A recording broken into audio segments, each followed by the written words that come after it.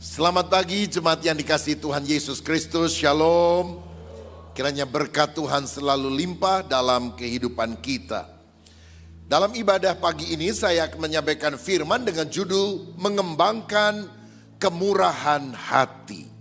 Kita baca Matius 5 ayat yang ke-7 yang berbunyi demikian. Kita baca bersama 1, 2, 3. Berbahagialah orang yang murah hatinya, karena mereka akan beroleh kemurahan.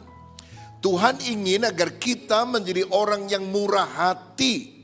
Karena Tuhan berjanji orang yang murah hatinya, dia akan mendapatkan kemurahan daripada Tuhan. Apa yang dimaksudkan dengan kemurahan hati? Secara sederhana, kemurahan hati artinya suka memberi tanpa pamrih, tidak pelit, tapi sebaliknya suka menolong orang lain yang ada di lingkungan kita. Murah hati merupakan cerminan dari kasih Allah yang tidak terbatas. Dalam bahasa Yunani, kata yang seringkali dihubungkan dengan murah hati adalah eleos atau belas kasihan. Kata yang lain adalah karis atau anugerah. Pemberian kepada orang yang sebetulnya tidak layak untuk menerimanya. Dan kalau kita menerima pemberian itu bukan karena kebaikan si penerima, tetapi semata-mata karena kebaikan sang pemberi. Saudara, eleos bukan hanya menunjukkan perasaan hati, feeling. Aduh kasihan ya, orang itu miskin banget, tapi kita tidak melakukan apa-apa. Sebaliknya, eleos merupakan sebuah tindakan yang nyata.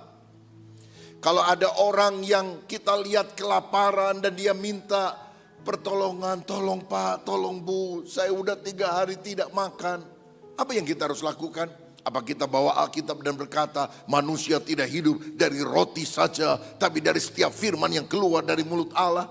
Pingsan tuh orang, saudara. Karena khotbah kita yang paling baik adalah mari masuk rumah, makan semua yang ada di meja makan, kecuali sendok, piring dan garpunya. Bukankah itu lebih menjawab kebutuhan? 1 Yohanes 3:18 mencatat, anak-anakku, marilah kita mengasihi bukan dengan perkataan atau dengan lidah, tetapi dengan apa? Perbuatan dan dalam kebenaran. Mesti ada wujud nyatanya, bukan hanya feeling, perasaan di hati, tapi mesti ada tindakan. Nah, mengapa kita harus murah hati? Yang pertama karena kalau kita murah hati, kita meneladani karakter Allah. Dengan kata lain, kita mesti murah hati karena Bapak kita juga murah hati. Kan anak Tuhan mesti seperti bapaknya. Bapak kalong, anak kampret. Bapak nyolong, anak nyopet. Kalau bapaknya murah hati, anaknya juga harus murah hati. Lah Bapak sorgawi murah hati, generous, kita pelitnya luar biasa. Bukan anaknya Tuhan, mungkin tetangganya anak Tuhan. Makanya saudara, Alkitab berkata Allah memberikan atau menerbitkan matahari bagi orang yang baik dan bagi orang jahat. Allah mengirimkan hujan bagi orang benar dan bagi orang tidak benar. Semuanya mengalami berkat. Dan terutama Tuhan memberikan berkat terbesar, keselamatan bagi orang yang percaya kepada anaknya Yesus Kristus. Ada anugerah umum, matahari untuk semua orang, hujan untuk semua orang. Tapi ada anugerah khusus yang hanya bisa diterima bagi orang yang percaya. Karena begitu besar kasih Allah akan dunia ini, sehingga dikaruniakan anaknya yang tunggal, supaya setiap orang yang percaya kepadanya tidak binasa, melainkan beroleh hidup yang kekal. Bukankah ini adalah tanda kemurahan hati yang luar biasa yang harus kita tiru? Yang kedua, kita harus murah hati karena dengan demikian kita menjadi saluran berkat bagi sesama. Waktu kita menolong orang lain, kita menjadi jawaban bagi kebutuhan orang lain. Ada sebuah keluarga mengadakan mesbah doa bersama di rumahnya. Satu hal yang baik yang harus dikembangkan.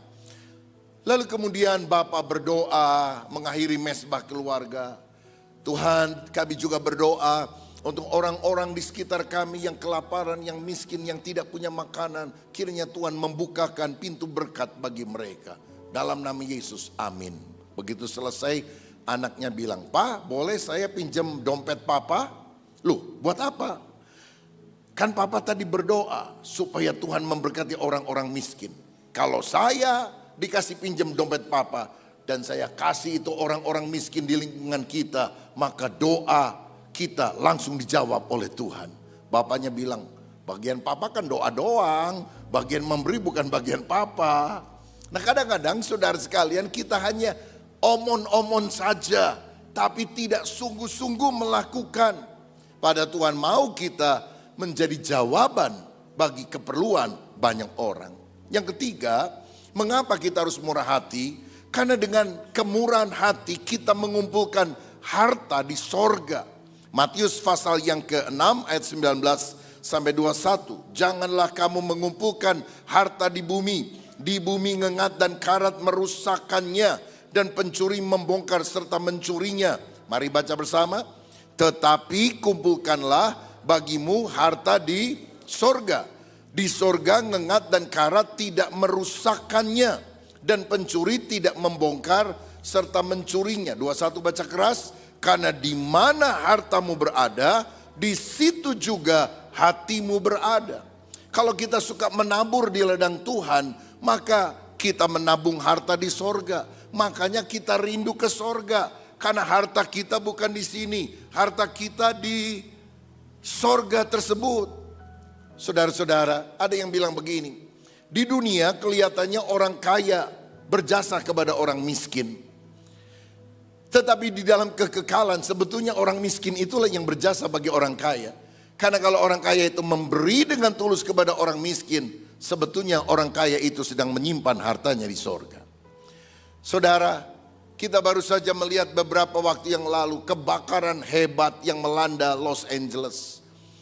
Itu artis-artis kaya, orang yang rumahnya seperti istana, dalam sekejap habis semua, saudara-saudara. Bahkan asuransi kebakaran beberapa bulan sebelumnya mengumumkan bahwa mereka tidak akan mengganti jika itu adalah force majeure seperti kebakaran besar. Sehingga banyak orang kehilangan segala-galanya. Apa yang sudah dibangun dalam puluhan tahun sekejap habis. Itulah yang bisa terjadi di dunia. Tapi kalau kita menyimpan harta di sorga, kekal abadi selama-lamanya. Kita lihat sekarang contoh Alkitab. Teladan siapa saja orang yang murah hati. Yang pertama Abraham. Dia yang mengajak Lot keponakannya untuk pergi ke sebuah negeri yang Tuhan janjikan. Tapi ketika ada persengketaan antara gembala Abraham dan gembala Lot, Abraham datang bilang, Lot jangan bertengkar, malu, kita kan saudara. Udah kamu pilih aja dulu, kamu ke kanan aku yang kiri. Kamu ke kiri, aku yang kanan, aku sisanya. Kamu ambil deh yang kamu mau. Lihat saudara betapa murah hatinya dan tidak mempertahankan haknya sikap daripada Abraham. Tapi Lot ponakannya memang kurang ajar saudara-saudara. Dia kan yang diajak sama omnya. Malah dia yang ambil. Dia ambil yang paling subur dan disisakannya yang tandus bagi Abraham. Tapi Abraham tidak marah. Tapi apa yang terjadi? Beberapa waktu kemudian ketika Lot tinggal di Sodom, Gomora, memang subur, kaya, tapi banyak orang jahat di sana. Dan satu kali mereka diserbu oleh pasukan raja-raja timur, termasuk Lot dan keluarganya ditawan. Siapa yang nolongin? Abraham. Abraham mengerahkan ratusan anak buahnya untuk melepaskan Lot. Kadang-kadang kita dikerjain sama keluarga kita ya. Bagian kita diambil sama dia. Wah kita jengkel dan sebagainya. Tapi karena kita orang Kristen kita bilang ya udahlah Tuhan tahu. Tuhan akan ganti. Oh baguslah. Tapi begitu kita dengar kemalangan dari keluarga kita yang ambil duit kita. Tuh anak Tuhan dilawan. Syukur. Nggak tahu Tuhan bela saya. Itu nggak rohani loh saudara sekalian. Karena kita menggunakan Tuhan untuk mentung orang lain. Beda banget sama Abraham. Abraham walaupun dilicikin sama keluarganya. Waktu keluarganya susah dia nggak nyukurin. Dia tolong. Itu sebabnya Bapak orang beriman adalah gelar yang Tuhan berikan kepada Abraham. Yang karakternya luar biasa. Kita juga mengenal kisah janda di Sarfat. yang hanya punya tepung sedikit, minyak sedikit, dan itu makanan terakhir untuk dia dan anaknya pada musim kelaparan. Nabi Elia datang, berikan roti kepadaku. Ini persediaan terakhir. Tapi dia percaya kalau dia mengutamakan Tuhan melalui hambanya, berkat Tuhan dilimpahkan. Rotinya nggak pernah habis, minyaknya tidak pernah habis, sampai musim kelaparan itu habis. Ada bukti dalam Alkitab, orang yang murah hati itu dilimpahi berkat yang di luar nalar, saudara. Siapa lagi teladan kerendahan hati? Tuhan Yesus tentunya. Dia memberi makan 5.000 orang, walaupun persediaan hanya 5 roti dan 2 ikan. Ini KKR tanpa tiket masuk dan disertai dengan konsumsi melimpah ruah. Karena Tuhan itu murah hatinya. Kalau Yesus suka ngajak makan, saudara juga perlu ngajak-ngajak makan teman. Begitu saudara ya. Ya banyak kali orang kalau sama temennya makan bareng selalu kelupaan. Aduh lupa gak bawa dompet. Tapi jadi modus terus-terusan saudara. Yesus gak seperti itu. Yesus murah hati kepada orang lain. Yang keempat, jemaat Makedonia adalah jemaat yang sangat miskin, kata Paulus. Tapi waktu mereka mendengar jemaat Yerusalem mengalami masalah dan perlu bantuan dana, mereka mengumpulkan dana bahkan melampaui kemampuan mereka. Dan waktu Paulus bilang, udahlah kamu miskin, udah buat kamu aja gak cukup.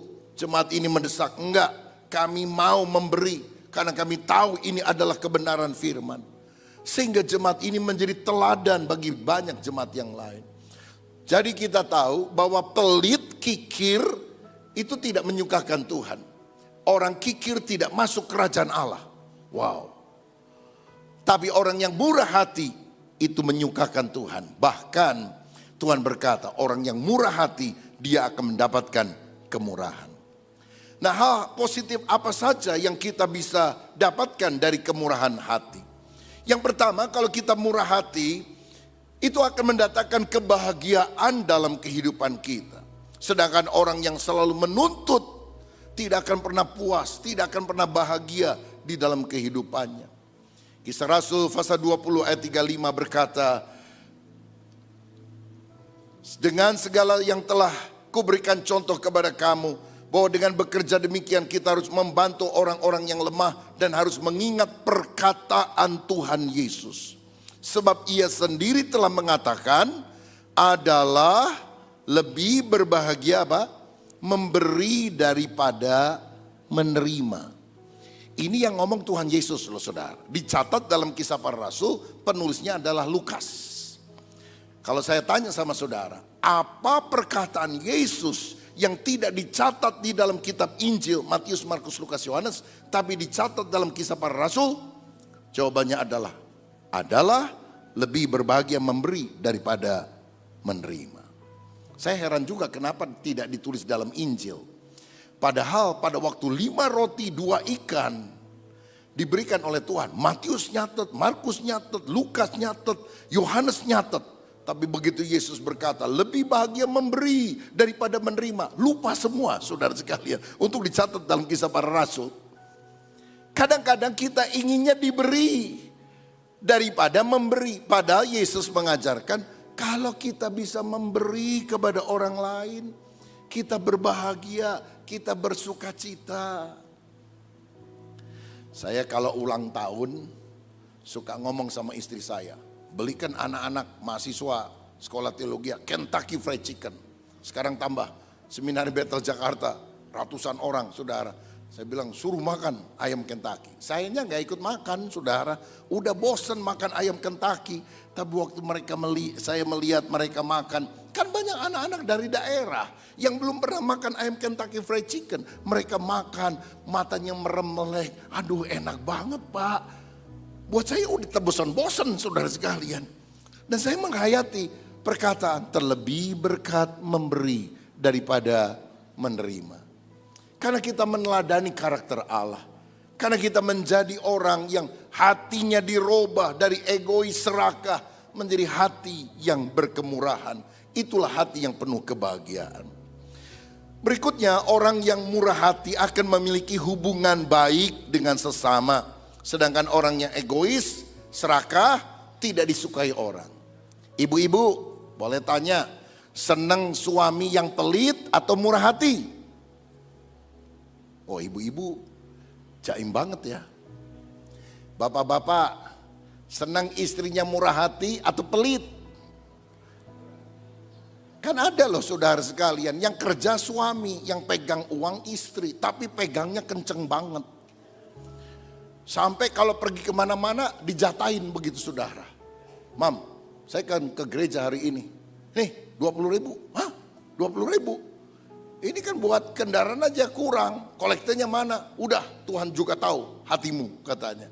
Waduh berat banget nih punya istri pelit model begini. Tapi kalau kita punya pasangan yang generous, murah hati, bukan boros, foya-foya, nggak karuan loh saudara sekalian. Tapi murah hati, suka memikirkan orang lain, hidup kita bahagia, hubungan baik dengan orang lain. Saya mau tanya, lebih senang punya teman yang egois, yang serakah, atau punya teman yang murah hati? Murah hati. Kalau saudara tahu, lebih baik punya teman yang murah hati. Banyak atau sedikit orang yang murah hati itu? Sedikit. Maka jadilah orang yang murah hati. Nggak usah nunggu orang lain, teman saudara yang murah hati. Saudara mulai berlaku murah hati kepada mereka. Karena hubungan kita akan lebih baik dengan orang lain. Kita bangun relasi yang baik. Saya satu kali khotbah di sebuah perusahaan besar di Surabaya, saudara sekalian. Lalu setelah selesai, saya diajak bersama dengan istri makan di sebuah restoran yang bagus. Dia suami istri, saya suami istri. Makanlah kita saudara-saudara. Makanannya enak-enak, mewah. Setelah selesai, dia bilang sama pelayan, minta bilnya. Datanglah pelayan, Pak punya kredit card Anu dari Bank Anu. Dia bilang, aduh saya nggak punya. Dia tanya istrinya, kamu punya nggak? Wah nggak punya juga, kenapa Mbak? Ada diskon 30%. Wah lumayan, sayang juga ya nggak punya kredit card itu. Istri saya tiba-tiba ngomong, saya punya, udah saya aja yang bayar pakai kredit card saya. Itu mereka bilang, oh jangan, masa pendeta baru khotbah terus bayarin makan. Gak pernah saya ditraktir sama hamba Tuhan. Saya bilang gak apa-apa, kan gak pernah ditraktir sama hamba Tuhan. Kali ini ditraktir sama hamba Tuhan. Oh enggak mau pokoknya. Suaminya pokoknya tidak mau. Tapi istri itu biasanya perhitungan lebih ekonomis saudara. Jadi dia dengan bijaksana berkata begini, gini deh, ibu dulu yang bayar pakai kredit card, nanti kami bayar cashnya. Gimana? Ya udahlah pokoknya kita bayar dulu, saudara-saudara, jadi 30% tuh dapat. Haleluya. Dan dia bilang, bisa minta nomor akunnya, saya nggak bawa banyak uang cash. Saya nggak kasih, saudara sekalian. Saya bilang, udahlah makan nggak usah pikir-pikir. Sampai saya mau pulang, dia minta terus. Sampai saya udah balik ke Bandung, besoknya dia WA minta nomor account. Besoknya lagi WA lagi minta nomor account. Saya nggak kasih, saudara. Tapi karena berkali-kali akhirnya saya ngomong, sudahlah Pak dilupakan saja soal makan, saya juga tulus kok mentraktir. Tapi kalau Bapak ngotot mau memberi ini nih, gereja kita lagi membangun, nih nomor akunnya sekian, tapi terserah Bapak boleh kasih boleh tidak juga. Dia bilang oh ya udah ini saja. Dia besoknya transfer 50 juta saudara-saudara. Saya ditraktir. Saya bayarin cuma 1 juta lebih, dapat 50 juta. Berapa bulan kemudian gak ada hujan, gak ada angin. Dia transfer lagi untuk pembangunan, 500 juta. Haleluya. Makanya hidup ini jangan cuma mau ditraktir sama orang, saudara-saudara. Hubungan kita akan jadi lebih baik. Dan waktu saya ketemu lagi dengan dia di Surabaya, saya bilang, Pak, kapan saya bisa traktir Anda kembali? Saudara-saudara, kita itu dalam kehidupan tidak boleh saling memanfaatkan orang lain bagi kepentingan diri. Tapi kita tulus di dalam friendship, persahabatan. Apa yang kita punya, kita bisa beri kepada orang lain. Kadang-kadang ketika kita mengalami kesulitan, orang bisa menolong kita. Jadi ada balance, ada take and give. Dan hubungan kita akan jauh lebih baik. Jangan serakah, jangan egois dalam hidup ini. Pulang kebaktian yang jarang sekali neraktir orang lain. Engkau pernah mentraktir orang lain? Yang terakhir 1000 tahun yang lalu. Pulang kebaktian, pergi tuh banyak restoran di sekitar sini. Ajak teman saudara yang gak pernah saudara ajak. Supaya mereka juga mengalami kebaikan hati Tuhan. Yang ketiga, kalau kita murah hati maka kita menjadi saluran berkat Tuhan. Maksud saya, waktu kita jadi saluran berkat Tuhan gak pernah berhenti dalam hidup kita. Waktu kita memberkati orang lain, tulus nih saudara, bukan untuk mancing Tuhan. Tapi Tuhan janji, kalau kamu memberkati orang, aku berkati kamu juga. Maka kitanya akan diberkati. Sebaliknya, orang yang gak suka kasih berkat, dia membatasi berkat Allah bagi dirinya sendiri. Bahkan dia mendapatkan hukuman dari Tuhan.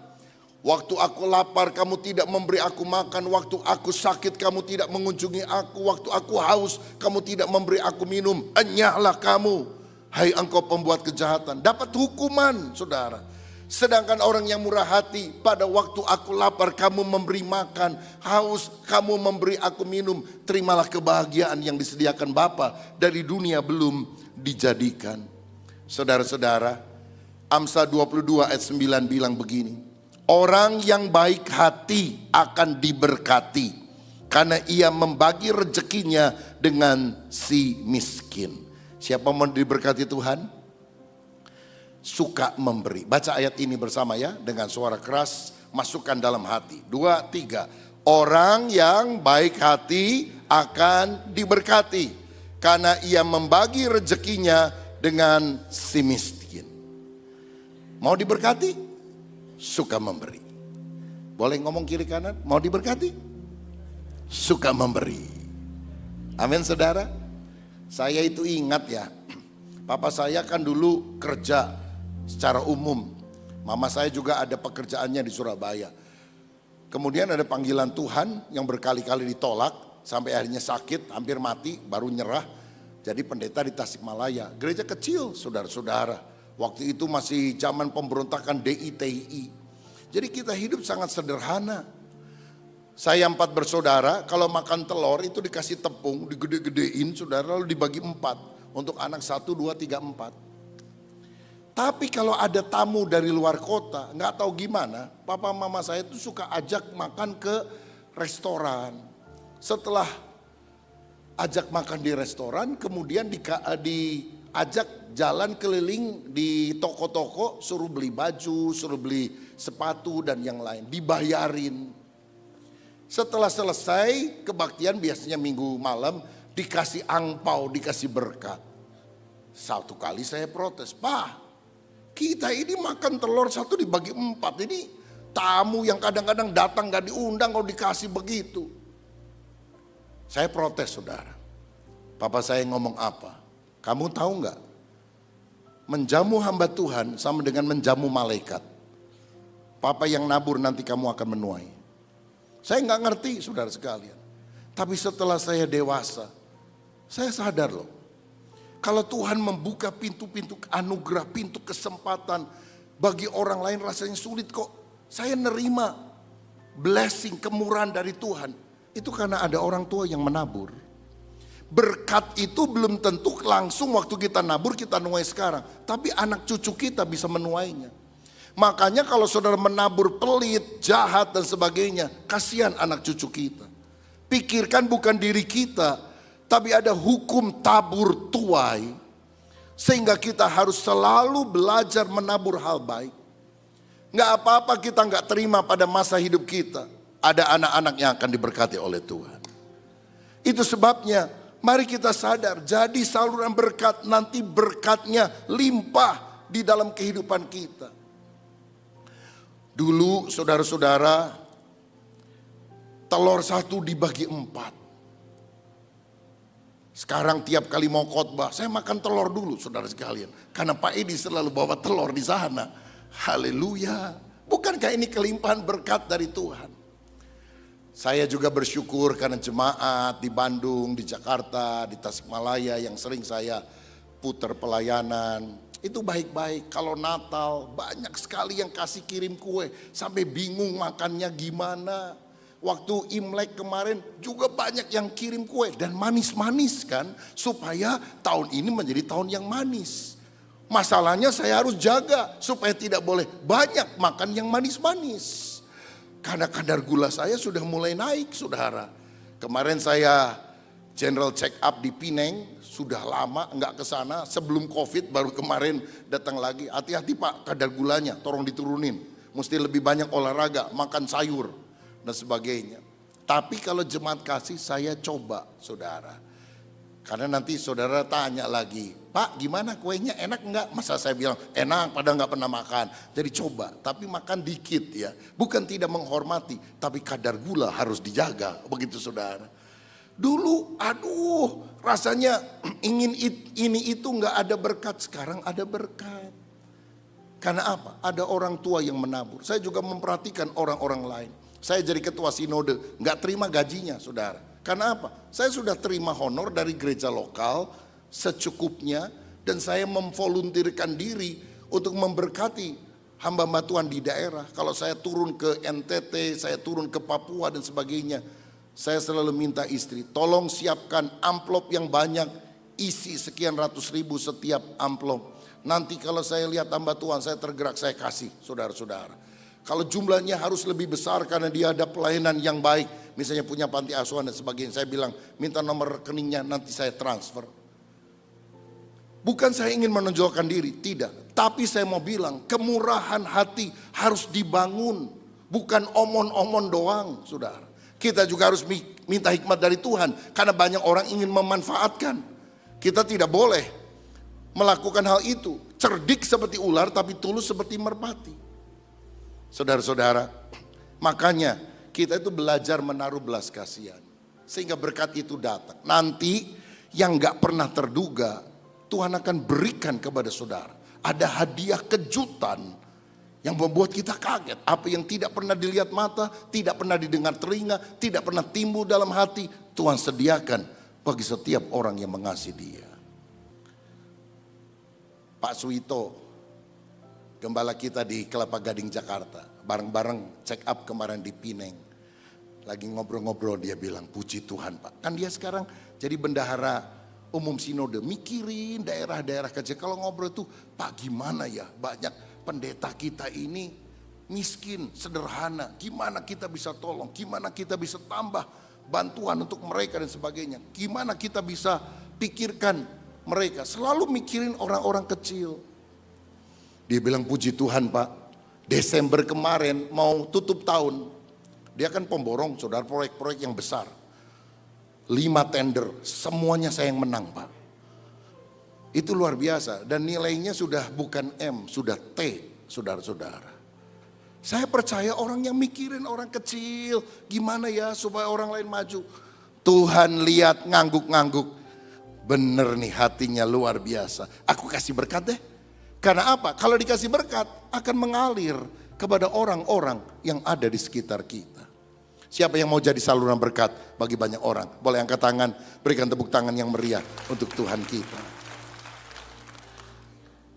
Wujud kemurahan hati apa saja? Ada banyak. Misalnya memberi waktu untuk orang lain, mendengarkan mereka, menolong mereka. Memberi bantuan keuangan, menjadi orang tua asuh, menyantuni anak sekolah. Memberikan masyarakat miskin mungkin sembako, memberikan dukungan moral bagi rekan yang berduka. Mungkin dia tidak butuh uang saudara, tapi kalau saudara hadir, menemani, mendoakan, memberikan peneguhan, itu sangat menguatkan. Mengajari anak kita tentang kemurahan hati dan menjadi teladan baginya. Bukankah ini juga wujud generosity yang kita harus nampakkan di dalam keluarga dan keturunan kita? Mendukung pelayanan dan misi gereja dan lain-lain adalah bentuk daripada kemurahan hati. Bagian terakhir, kemurahan hati itu dibentuk oleh kebiasaan baik, good habits yang rutin dilakukan, sehingga ini menjadi disiplin rohani dalam mengembalikan persepuluhan. Saya dari sejak 9 tahun diajar untuk mengembalikan persepuluhan. Anak-anak saya ajar dari 9 sampai atau 10 tahun kembalikan persepuluhan. Dapat Rp1.000, Rp100 disisihkan untuk Tuhan. Bukan disisakan, disisihkan. Dan ini menjadi good habits, kebiasaan rohani. Bukankah tema kita tahun ini, hidup berdampak melalui kebiasaan baik. Dan mengembalikan persepuluhan saya lihat merupakan kebiasaan baik, bahkan kebiasaan rohani yang kita bisa lakukan, menyukakan hati Allah. Dan membuat kita juga diberkati oleh Tuhan. Walaupun bukan itu tujuan utama kita. Tujuan kita memberi untuk Tuhan karena kita mencintai Dia. Pada prinsipnya waktu kita punya disiplin rohani selalu menyisihkan 10%. Tuhan adalah pemilik segalanya, saya hanyalah pengelola, Dia owner, saya manajer. 100% milik Tuhan, tetapi 10% saya kembalikan kepada Tuhan. Dan 90% berkat Tuhan, saya harus mengelola dengan baik. Prinsipnya kita sadar semuanya dari Tuhan. Kita nggak hitung-hitungan sama Tuhan. Saya nggak kasih perpuluhan sekarang. Saya selalu pikir pokoknya persembahan, persepuluhan atau apapun mesti lebih dari 10%. Kita hitung-hitungan sama Tuhan, lalu Tuhan hitung-hitungan sama kita. Kamu napas, bayar. Mati kita saudara sekalian. Jangan hitung-hitungan sama Tuhan. Dan kita memberikan yang terbaik karena Dia yang kita kasihi. Karena kita cinta kepada Tuhan. Jadi ini merupakan disiplin rohani yang saya mau dorong kepada saudara. Supaya saudara melakukannya, tingkap langit akan terbuka, berkat Allah dicurahkan. Saudara nggak mau, ya terserah. Karena ini pilihan hidup saudara. Ini bukan paksaan, tapi pilihan hidup. Saya mengalaminya. Saya bukan punya teori, tapi saya mempraktekkan itu sepanjang hidup saya. Dan saya melihat berkat Allah dicurahkan. Kenapa kita harus belajar punya disiplin, good habits, memberikan persepuluhan? Karena yang pertama itu diteladankan oleh Abraham. Alkitab mencatat Abraham adalah orang yang pertama mengembalikan persepuluhan. Setelah dia menang perang, dia bawa persepuluhan dan memberikannya kepada Melkisedek Raja Salem. Yang kedua, ini juga dilakukan oleh cucu Abraham namanya Yakub. Kejadian 28 ayat 22. Dari segala yang engkau berikan kepadaku akan selalu kupersembahkan 1/10 kepadamu. Jadi Yakub bilang, aku akan selalu memberikan persepuluhan kepadamu. Yang ketiga, diajarkan oleh Musa sebagai hukum Taurat. Karena dalam imamat dikatakan persepuluhan adalah milik Tuhan, persembahan kudus bagi Tuhan. Persepuluhan juga ditekankan oleh Yesus. Ada yang bilang Yesus tidak pernah ngomong soal persepuluhan. Itu ada di dalam perjanjian lama. Hukum Taurat. Siapa bilang? Coba lihat Matius 23 ayat 23. Celakalah kamu hai ahli-ahli Taurat dan orang Farisi. Hai kamu orang-orang munafik. Sebab persepuluhan dari selasih adas manis jintan kamu bayar. Tetapi yang terpenting dalam hukum Taurat kamu abaikan. Yaitu keadilan dan belas kasihan dan kesetiaan. Baca bersama. Yang satu harus dilakukan dan yang lain jangan diabaikan. Yang harus dilakukan itu apa? Persepuluhan. Yang tidak boleh diabaikan itu apa? Keadilan, belas kasihan dan kesetiaan. Jadi dua-duanya mesti bareng. Jangan kasih perpuluhan tapi nggak adil. Tapi jangan juga merasa adil tapi tidak mengembalikan perpuluhan. Yesus bilang yang satu harus wajib dilakukan, yang lain jangan diabaikan. Sekarang di video di YouTube itu kan banyak yang pro kontra. Kalau ada pendapat pro kontra, buat saya teladan Yesus gimana? Dibaptis itu mesti selam, percik, dikibar bendera atau diapain? Yesus gimana waktu dibaptis? Dia turun ke dalam air dan kemudian dia keluar dari dalam air. Yesus dibaptis dengan cara penyelaman. Simple aja, saya mengikuti apa yang menjadi teladan dari Yesus. Soal persepuluhan gimana? Yesus bilang yang satu harus dilakukan, yang lain jangan diabaikan. Saya ikuti Yesus, saya tidak ikuti pendapat ahli teologi, profesor, doktor, karburator, kotor, bocor. Sebab dia tidak menyelamatkan saya. Yesus yang menyelamatkan saya. Saya ikut teladan Yesus. Kalau saudara, terserah saudara. Tapi saya mau mengajarkan sesuatu yang sesuai dengan firman Tuhan. Yesus mengajarkan persepuluhan. Kan ada orang yang suka pakai ayat Alkitab ya. Seperti misalnya dalam 2 Korintus 9 ayat 7. Bahwa memberi itu harus dengan sukacita. Jadi kalau nggak sukacita, saya nggak usah memberi. Ini salah, saudara. Yesus bilang yang satu wajib harus, yang lain jangan diabaikan. Begitu juga kalau kita baca 2 Korintus 9 ayat 7, hendaklah masing-masing memberikan menurut kerelaan hatinya, jangan dengan sedih hati atau karena paksaan, sebab Allah mengasihi orang yang memberi dengan sukacita. Ini ayat benar bagus, saudara. Jadi kalau memberi harus sukacita. Tapi ada orang bilang, kalau saya nggak sukacita, saya tidak memberi. Nggak ada ayatnya kan, saudara. Tuhan bilang kalau kamu memberi, kan ini konteksnya soal memberi. Kalau kamu memberi, hatinya juga mesti sukacita. Bukan kalau hatinya nggak sukacita, jangan memberi. Orang kadang-kadang suka memelintirkan ayat, pada ayat itu tidak ngomong tentang hal tersebut. Seperti persepuluhan, harus mengembalikan perpuluhan, tapi keadilan, kebenaran, kasih jangan diabaikan dalam kehidupan. Ada yang bilang lagi, Paulus juga nggak pernah ngomong soal persepuluhan.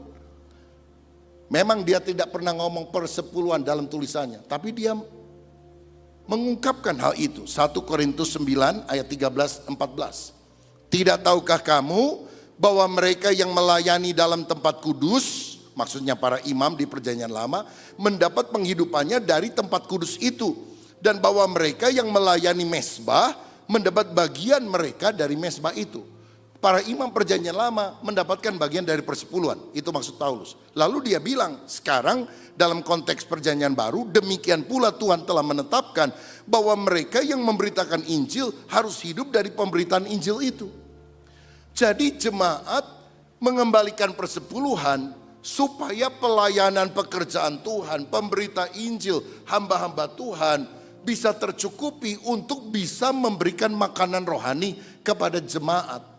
Lalu pembandingnya apa? Yaitu kalau para imam menerima perpuluhan perjanjian lama, sekarang kita memberikan persepuluhan supaya pelayanan penginjilan, pelayanan rohani bisa dilakukan oleh para hamba-hamba Tuhan. Ini kan sama, saudara, konteksnya. Bahkan Ibrani dalam perjanjian baru, bukan perjanjian lama, dikatakan Ibrani 7 ayat 8, dan di sini di dunia manusia-manusia fana menerima persepuluhan. Tapi di sana dia, yang tentang dia diberi kesaksian bahwa ia hidup. Maksudnya gini, yang terima perpuluhan di dunia kan manusia. Tapi pada hakikatnya waktu kita memberikan, yang terima Tuhan loh di dalam sorga. Nah, ini semuanya dicatat di dalam firman sebagai disiplin rohani yang kita mau lakukan. Dan kalau kita berkemurahan dengan mengambil contoh, mengambil good habits ini, saya yakin pintu berkat akan terbuka dalam hidup saudara. Ayat yang terakhir, Galatia 3 ayat 24 sampai 26. Galatia 3 ayat 24 sampai 26. Jadi hukum Taurat adalah penuntun bagi kita sampai Kristus datang supaya kita dibenarkan oleh iman. Sekarang iman itu telah datang, karena itu kita tidak berada lagi di bawah penguasaan penuntun. Sebab kamu semua adalah anak-anak Allah karena iman di dalam Yesus Kristus. Jadi ada orang bilang, saya nggak mau kasih perpuluhan karena itu adalah bagian dari hukum Taurat. Saya mau bilang, yang pertama mengembalikan perpuluhan adalah Abraham sebelum Taurat diberikan. Dan dasarnya karena kasih, dasarnya karena iman. Tapi memang kemudian dijadikan hukum Taurat yang diajarkan oleh Musa. Tapi lihat, dalam konteks perjanjian baru, Galatia berkata bahwa hukum Taurat adalah penuntun sampai kita berjumpa dengan Kristus. Kalau sudah ketemu Yesus, nggak usah lagi hidup di bawah hukum Taurat. Karena itu cuma tuntunan sampai kita ketemu dengan Kristus. Maksudnya apakah jika demikian kita sebagai orang Kristen tidak perlu mengembalikan persepuluhan? Saya menangkapnya begini, bahwa persepuluhan bukan lagi karena Taurat. Jadi kalau kita mengembalikan perpuluhan bukan karena taat kepada hukum Taurat. Karena kita juga bukan orang Yahudi kan, saudara, yang katanya mentaati hukum Taurat dalam 3 bagian yang berbeda. Hukum moral untuk semua orang, hukum ibadah untuk orang Yahudi, hukum yang mengatur kehidupan sehari-hari, hukum pemerintahan dan sebagainya. Itu dilakukan oleh orang Yahudi. Perpuluhan bukan lagi karena kita melakukan hukum Taurat, tapi karena iman kepada Kristus, pemilik hidup kita. Berapa persen milik Tuhan? 100%. Persembahkanlah tubuhmu sebagai persembahan yang kudus, hidup, berkenan kepada Allah. Itu adalah ibadahmu yang sejati. Bagi saya, persepuluhan adalah penuntun.